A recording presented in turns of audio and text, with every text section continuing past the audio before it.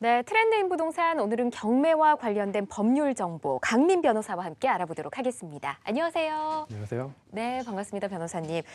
경매로 부동산을 취득하게 된 후에는 이를 빨리 인도받아서 수익을 내고 싶은 마음이 더 많으실 거 아니에요.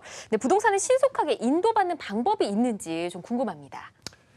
네, 부동산을 싸게 낙찰받아서 좋아하고 있었는데 그 점유자가 그 부동산에서 버티고 있는 경우 네. 이를 사용하지 못해서 되게 난감한 경우가 많습니다. 그렇죠. 이 점유자들은 통상적으로 이사 비용 등을 요구하면서 부동산에서 버티고 있는 경우가 많은데요.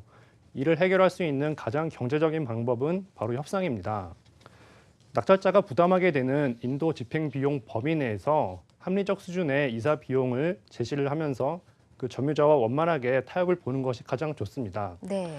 그런데 협상 과정에서 그 점유자가 과도한 이사 비용 등을 요구하면서 무리한 요구를 하는 경우가 많습니다. 네. 이 경우에는 점유자에게 법적 절차를 통해서 강제 집행을 하겠다는 뜻과 그 경우 그 강제 집행 절차에서 소요되는 재반 비용과 부동산 인도 시까지의 불법 점유에 따른 부당 이득을 점유자에게 책임 묻겠다는 뜻을 확실히 해두는 것이 좋습니다.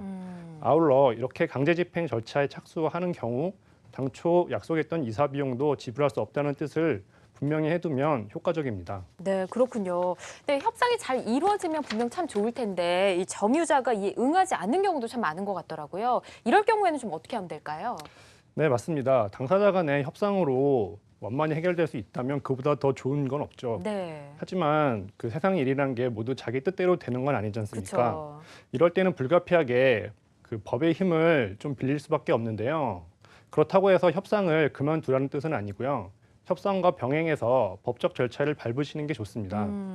점유자는 시간을 벌기 위해서 그 협상에 응하는 척하면서 네. 계속 지연하는 경우가 많습니다. 아, 뭐 한 달, 두 달 뒤에 그 뭐 집을 뭐 주택을 뭐 네.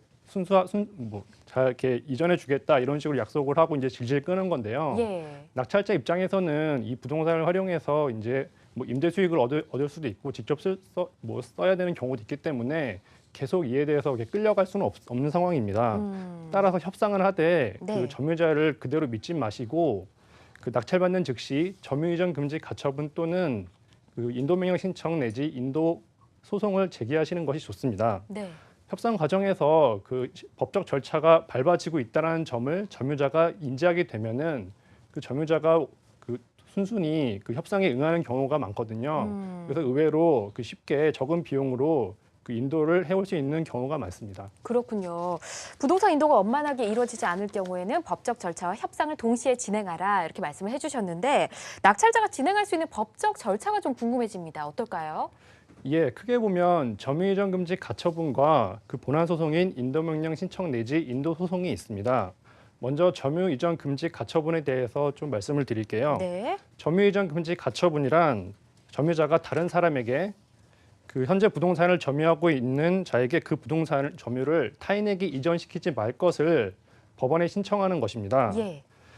만일 점유이전 금지 가처분을 신청하지 않고 본안소송인 인도명령 신청이나 인도소송만을 제기하는 경우 비록 본안소송에서 승소하더라도 그 향후 집행이 안 되는 경우가 있습니다. 뭐 예를 들어서 그 점유자가 자신의 점유를 다른 사람한테 이전시키는 경우죠. 이 경우 새로운 점유자를 상대로 다시 본안소송을 제기해야 되는 낭패를 겪을 수 있습니다. 또 그 점유이전 금지 가처분 실행 과정에서 그 이 부동산의 점유자가 누구인지 확실하게 특정을 할 수가 있어요. 이 부분이 왜 중요하냐면요. 본안 소송에서는 그 점유자를 특정하는 것이 상당히 중요합니다. 만약에 그 점유자를 뭐 잘못 지정하거나 아니면은 빼먹고 하는 경우라면은 네. 그 빼먹은 분을 대상으로 다시 소송을 제기해야 되는 그런 문제점이 발생하거든요. 어, 그래서 그 본안 소송과 더불어 점유이전 금지 가처분을 하시는 게 네. 그 본안 소송의 실효성을 높이는 방법입니다. 그렇군요. 이 인도 명령 신청이나 인도 소송 등에 앞서서 점유이전 금지 가처분을 해두는 것이 중요하다. 이 점을 기억해 두시면 좋을 것 같고요. 그 다음엔 또 어떻게 진행을 해야 될지 좀 알려주시죠. 네, 점유이전 금지 가처분을 하셨다면 그 다음으로는 본안 소송인 인도 명령 신청이나 인도 소송을 하셔야 됩니다. 네. 그 원칙적으로 인도 소송을 하는 것이 정석인데요. 우리 민사집행법에는 그 경매 절차에서는 특히 그 간이 절차인 인도명령 신청 제도를 두어서 좀 더 신속하게 부동산을 점유할 수 있도록 법률로 규정하고 있습니다.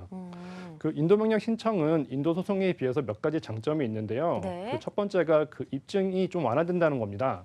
그 점유하고 있는 자의 그 점유 권한이 없다는 점을 뭐 간단히 소명하면은 법원에서 그 인도명령 신청에 대한 인용 결정을 내려주거든요. 또 하나 또 신문 과정이 되게 간단해서 인도 소송보다 더 빨리 그 판결문을 받아볼 수 있다는 장점이 있습니다. 다만 주의하셔야 할 점도 있는데요. 예. 그 낙찰자가 낙찰을 받은 후 6개월 안에 인도명령 신청을 제기하셔야 되고요. 그 낙찰 받은 자로부터 부동산을 매수한 즉 양수인은 네. 인도명령 신청 제도를 활용할 수 없다는 점도 유의하셔야 합니다. 네. 그런데 만일 점유자가 그 유치권이나 법정지성권 등 자신에게 점유할 수 있는 권한이 있다고 강력하게 항변이 예상되는 경우라면은 인도 명령 신청이 아니라 인도 소송을 바로 제기하시는 것이 좋습니다. 아, 그렇군요. 예. 그 인도 명령 신청이라는 게 그 법에서 규정한 간이 절차의 일종이거든요. 그래서 법원은 이 당사자 간의 이 다툼이 더 만약에 깊어진다. 깊어지거나 예. 아니면 치열하게 이렇게 공방이 오고 갈 거로 예상되는 경우에는 예. 인도 명령 신청에 대해서 기각을 하고 이건 인도 소송으로 다퉈라 이런 식으로 처리를 하게 됩니다. 네. 그러면 낙찰자는 다시 인도 소송을 또 해야 제기를 되는군요. 하기 때문에 예. 시간이 2배로 들거든요. 그래서 처음부터 인도 소송으로 들어가시는 것이 보다 경제적입니다. 네. 아울러 그 인도 소송과 더불어서 그 점유자가 그 부동산을 불법으로 점유하고 있는 기간 동안의 네. 부당 이득에 대해서도 손해배상 청구를 하는 것이 보다 더 유용하니 이 부분도 빠뜨리지 마시고 꼭 챙기셨으면 좋겠습니다. 네, 오늘도 정말 많은 도움이 되는 정보들 얻었습니다. 함께해 주신 강민 변호사님 고맙습니다. 예.